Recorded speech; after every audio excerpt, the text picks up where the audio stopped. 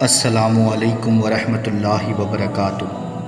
دوستو، آپ صلی اللہ علیہ وآلہ وسلم کے زندگی کے ہر ایک پہلو کو آپ صلی اللہ علیہ وآلہ وسلم کے بال مبارک سے لے کر پاؤں کے نشانات تک اللہ تعالیٰ نے اس دنیا میں محفوظ رکھا ہے۔ پچھلی ویڈیوز میں آپ کو آپ صلی اللہ علیہ وآلہ وسلم کے شجرہ مبارک سے لے کر اور آپ صلی اللہ علیہ وآلہ وسلم کی بعثت تک کے تمام مختصر واقعات بیان کیے گئے۔ آگے کہ آپ صلی اللہ علیہ وآلہ وسلم پر جو وحی اترتی تھی اس کی کیا صورتیں ہوا کرتی تھی۔ وہی نیند میں بھی ہوتی تھی، جیسا کہ ابن اسحاق کی حدیث میں ہے کہ جیسا کہ حضرت عائشہ رضی اللہ عنہما نے بتایا کہ ابراہیم علیہ السلام نے فرمایا، میں نیند میں دیکھتا ہوں کہ تجھے ذبح کر رہا ہوں۔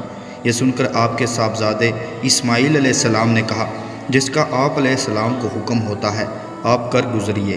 اس سے پتہ چلتا ہے کہ انبیاء کو جس طرح بیداری میں وحی آتی تھی، نیند میں بھی آتی ہے۔ عبید بن عمیر نے کہا کہ انبیاء کا خواب بھی وحی ہے۔ پھر یہی مذکورہ بالا آیات پڑھی۔ دل میں کلام ڈال دینا بھی وحی ہے، جیسے کہ نبی اقدس صلی اللہ علیہ وآلہ وسلم نے فرمایا کہ جبرائیل نے میرے دل میں یہ بات ڈالی کہ یہ کوئی متنفس اپنا رزق پورا کرنے سے پہلے نہیں مرے گا۔ اس لیے اللہ تعالیٰ سے ڈرو اور تلاش رزق میں جائز طریقہ استعمال کرو۔ رزق میں تاخیر تم اس بات پر آمادہ نہ کرے کہ تم اس کو اللہ تعالیٰ کی نافرمانی کر کے کماؤ۔ بلا شبہ جو چیز اللہ تعالیٰ کے پاس ہے وہ فرما برداری سے ہی حاصل ہو سکتی ہے۔ ابن ابی الدنیا نے اس کو اپنی کتاب القناطہ میں روایت کیا ہے اور امام حاکم نے اس کو صحیح کہا ہے۔ کبھی وہی گھنٹی جیسی آوازیں آتی اور یہ صورت آپ صلی اللہ علیہ وآلہ وسلم پر سب سے زیادہ سخت تھی، اور کہتے ہیں کہ یہ صورت اس لیے پیش آتی تھی کہ اس آواز کے وقت دل میں یکسوئی پیدا ہو، تاکہ جو سننے اس کو یاد رکھے اور جو اس میں ڈالا جائے اس کو محفوظ کر لے۔ اس کی شدت کا حال یہ تھا کہ سخت سردی کے وقت بھی آپ صلی اللہ علیہ وآلہ وسلم کی پیشانی مبارک پسینہ پسینہ ہو جاتی، اور اس کے بوجھ سے آپ صلی اللہ علیہ وآلہ وسلم کی اونٹنی بیٹھنے پر مجبور ہو جاتی تھی۔ نیز ایک دفعہ آپ صلی اللہ علیہ وسلم نے اس پر اس طرح وحی آئی کہ اس وقت آپ کی ران مبارک زید رضی اللہ عنہ کی ران پر تھی، تو اس نے اس کو قریب قریب کچل ہی دیا۔ کبھی فرشتہ انسانی شکل میں آ کر کلام کرتا۔ ایسی حالت میں جبرائیل علیہ السلام عموماً آپ کے پاس داہیہ قلبی خلیفہ کی صورت میں آیا کرتے۔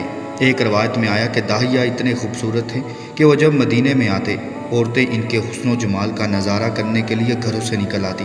ابن اسلام اللہ تعالیٰ کے اس فرمان کی تفسیر میں فرماتے ہیں کہ اس سے مراد لوگ خطبے کے دوران داہیہ کے چہرے کی طرف دیکھنے لگ جاتے تھے۔ جبریل علیہ السلام کبھی وحی لے کر اپنی اصلی شکل میں ظاہر ہوتے تھے۔ ان کے 600 پر تھے جن سے موتی اور یاقوت جھڑتے تھے۔ جو اللہ چاہتا وہ آپ صلی اللہ علیہ وسلم کو پیغام پہنچاتے، اور جیسا کہ سورۃ النجم میں مذکور ہے کہ ایسا 2 دفعہ ہوا۔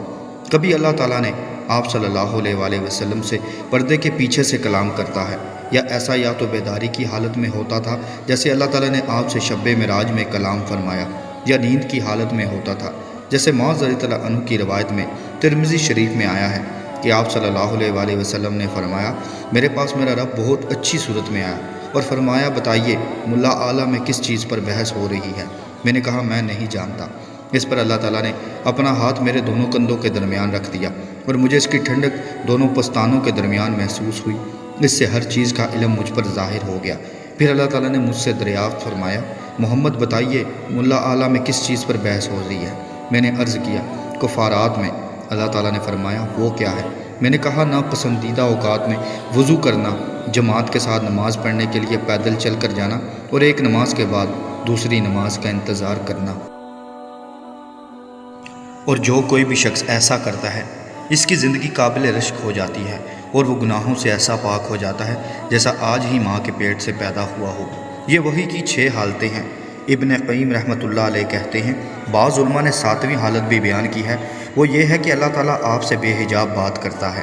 میں کہتا ہوں بعض نے ایک اور حالت کا اضافہ کیا، اور وہ ہے مختلف احکام میں اجتہاد کرتے وقت آپ صلی اللہ علیہ وسلم کے دل میں اور آپ کی زبان مبارک پر صحیح علم کا القاء کرنا۔ جبکہ آپ صلی اللہ علیہ وسلم اجتہاد فرماتے تو آپ صلی اللہ علیہ وسلم کا اجتہاد قطعاً صحیح ہوتا تھا۔ آپ صلی اللہ علیہ وسلم غلطی سے محفوظ رہتے تھے۔ یہ صرف آپ صلی اللہ علیہ وسلم کے حرکے عادت کے طور پر حاصل تھا، امت کا اس میں کوئی حصہ نہیں تھا، اور یہ حالت دل میں ڈالنے کی حالت سے الگ ہے، کیونکہ یہ حالت اجتہاد کے وقت حاصل ہوتی ہے۔ بعض کہتے ہیں کہ وحی کی یہ مختلف حالتیں تقاضائے وحی کے اختلاف کی وجہ سے ہوتی تھی۔ جب کوئی وعدہ کرنا یا خوشخبری سنانا مقصود ہوتا تو جبریل علیہ السلام آدمی کی صورت میں اترتے اور اس طرح خطاب کرتے کہ آپ صلی اللہ علیہ وسلم کو اس کے سمجھنے میں مطلقاً تکلیف نہ ہوتی، اور اگر دھمکی دینا یا ڈرانا مقصود ہوتا تو اس وقت وہی گھنٹی کی آواز کی طرح سنائی دیتی تھی۔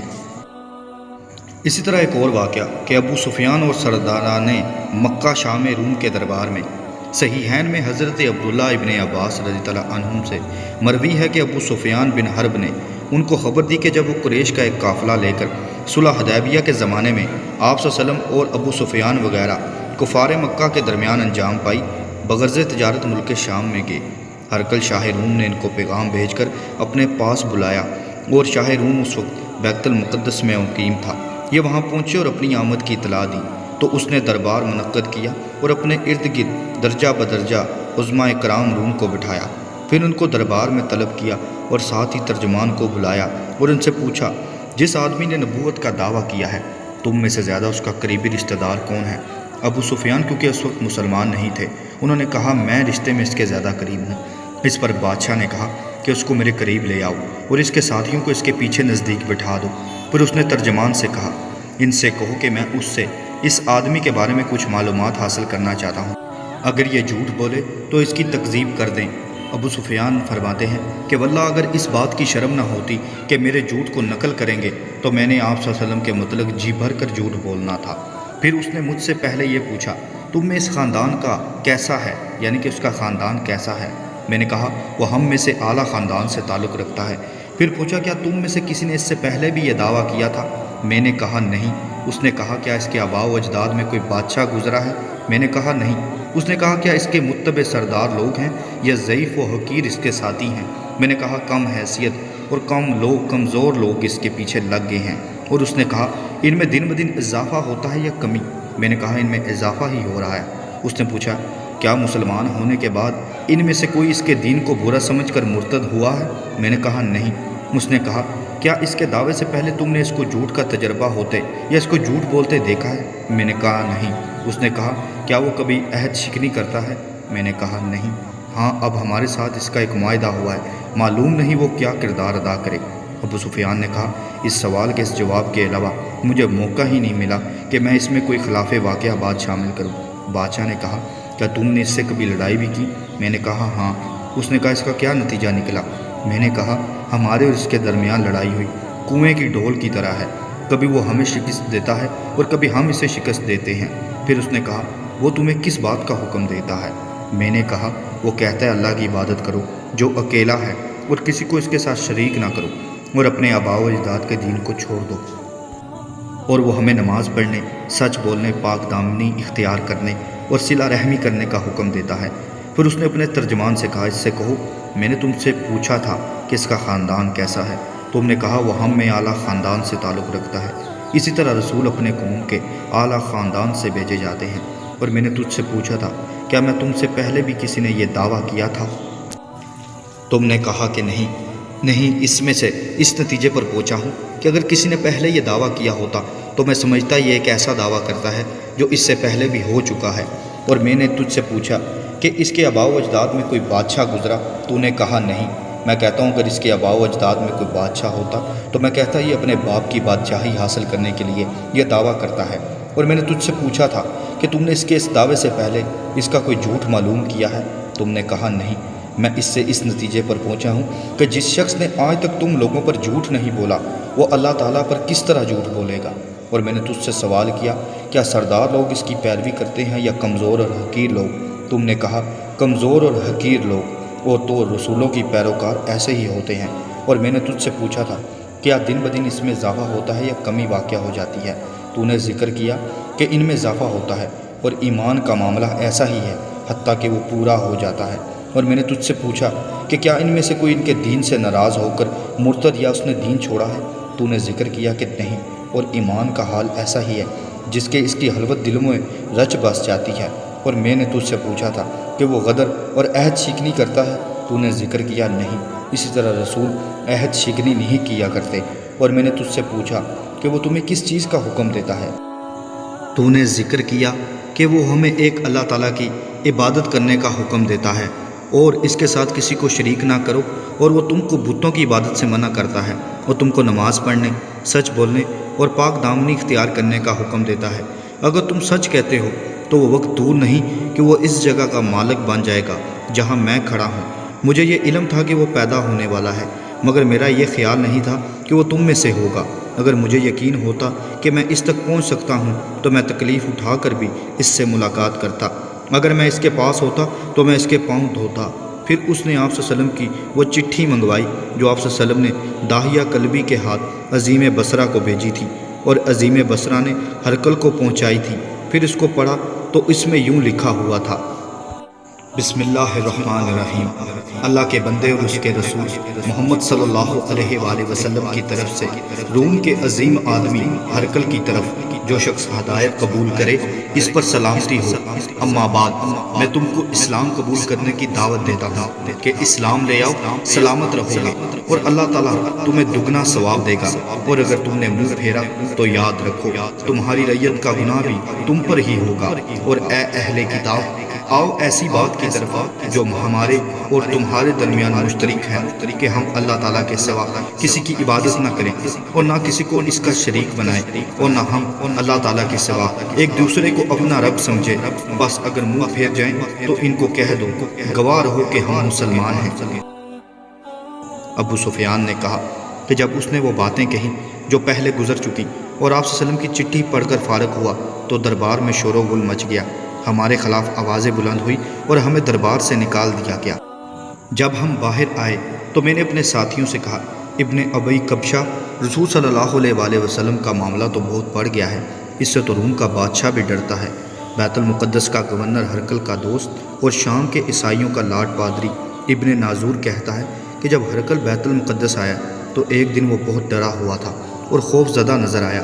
اس کے اراکین دربار نے اس سے پوچھا، ہم نے آپ کی حالت کا بگڑا ہوا پایا ہے، اس کا کیا سبب ہے؟ ابن ظہور نے کہتا ہے کہ ہرقل علم نجوم کا ماہر تھا، وہ ستاروں میں دیکھا کرتا تھا۔ اس نے ان کے جواب میں کہا، میں نے آج رات ستاروں میں غور کیا تو مجھے معلوم ہوا کہ ہماری جگہ کسی ختنہ کرنے والی قوم کی حکومت قائم ہوگی۔ بتاؤ بنی نوع انسان میں کون لوگ ختنہ کرتے ہیں؟ اس نے کہا، یہودیوں کے سوا کوئی قوم ختنہ نہیں کرتی، ان کے بارے میں آپ کو فکر کرنے کی کوئی حاجت نہیں۔ آپ اپنی علمداری کے سارے شہروں کی طرف لکھ بھیجیں کہ ان میں اب سے آباد سب یہودیوں کو قتل کر دیا جائے۔ وہ بھی قسم کا تذکرہ کرنے لگے ہوئے تھے کہ ہرقل کے روبرو ایک آدمی پیش کیا گیا جس کو غسان کے بادشاہ نے بھیجا تھا۔ وہ آدمی اس رسول صلی اللہ علیہ وآلہ وسلم کی آمد کی خبر بیان کرتا تھا۔ جب ہرقل نے اس سے اس کی تفصیل پوچھ کی تو اس نے کہا کہ اس کو علادہ لے جاؤ اور اس کو دیکھو، کیا اس نے ختنہ کیا ہوا ہے؟ انہوں نے دیکھا اور بیان کیا کہ اس نے تو ختنہ کیا ہوا ہے۔ بادشاہ نے اس سے عربوں کے متعلق پوچھا تو اس نے کہا کہ سب عرب ختنہ کرتے ہیں۔ یہ سن کر ہرقل نے کہا، اس قوم کی حکومت ظاہر ہوتی ہے۔ پھر ہرقل نے روم میں رہنے والے اپنے ایک دوست کی طرف خط لکھا جو علم نجوم میں ایک ماہر تھا، اور خود بیت المقدس کی طرف چل کر اپنے دارالخلاصہ خمس میں آ گیا اور یہیں رہا، یہاں تک کہ رومیوں میں رہنے والے اس کے دوست نے جواب آ گیا جس نے آپ صلی اللہ علیہ وسلم کے ظہور پر ہرقل کی موافقت کی اور اقرار کیا کہ وہ نبی برحق ہے۔ پھر ہرقل نے روم کے بڑے بڑے مدبروں اور اراکین دولت کو خمس میں اپنے محل میں جمع کیا اور دروازوں کو تالے لگا دینے کا حکم دیا۔ پھر اوپر سے اس نے ان کی طرف دیکھا اور کہا، اے گروہ روم، اگر تم کامیابی اور ہدایت چاہتے ہو، نیز یہ چاہتے ہو کہ تمہاری حکومت قائم رہے، تو اس نبی پر ایمان لے آؤ اور اس کی اتباع کرو۔ لیکن وہ یہ سنتے ہی گدھوں کی طرح دروازوں کی طرف بھاگے، اور مگر وہاں جا کر دیکھا تو ان پر تالے لگے ہوئے تھے اور باہر جانے کے تمام راستے بند کر دیے گئے تھے۔ جب ہرقل نے ان کی اس نفرت کو دیکھا اور ان کے ایمان سے مایوس ہو گیا تو حکم دیا کہ اس کو میرے پاس سے لے آؤ۔ جب وہ آگے تو اس نے کہا کہ میں نے جو بات ابھی کہی ہے، اس سے میں دین کے متعلق تمہاری پختگی اور استقامت دیکھنا چاہتا تھا، جو میں نے دیکھ لی۔ یہ سن کر وہ اس کے قدموں میں گر پڑے، اس کو سجدہ کیا اور اس سے راضی ہو گئے۔ یہاں پہنچ کر ہرقل بادشاہ کا بھی قصہ ختم ہو جاتا ہے۔ دوستو، کیسے ایک عظیم تر سلطنت کا بادشاہ بھی آپ صلی اللہ علیہ وآلہ وسلم، حتیٰ کہ اس وقت آپ صلی اللہ علیہ وآلہ وسلم کے پاس اتنی بڑی طاقت میسر نہیں تھی، لیکن کیونکہ ان کی کتابوں میں آپ صلی اللہ علیہ وآلہ وسلم کی آمد کی تمام تر نشانیاں موجود تھیں، اور ہرقل نے بھی یہ کہا کہ عنقریب وہ شخص اس جگہ پر موجود ہوگا جہاں پر میں کھڑا ہوں۔ سو آپ صلی اللہ علیہ وآلہ وسلم کی آمد کی تمام تر نشانیاں اللہ تعالیٰ نے پہلے سے ہی الہامی کتابوں میں شائع کر دی تھی۔ اللہ تعالیٰ سے دعا ہے کہ وہ ہمیں آپ صلی اللہ علیہ وآلہ وسلم کے نقش قدم پر چلنے کی توفیق عطا کرے اور آپ صلی اللہ علیہ وآلہ وسلم کی قیامت کے دن شفاعت نصیب کرے۔ السلام علیکم ورحمۃ اللہ وبرکاتہ۔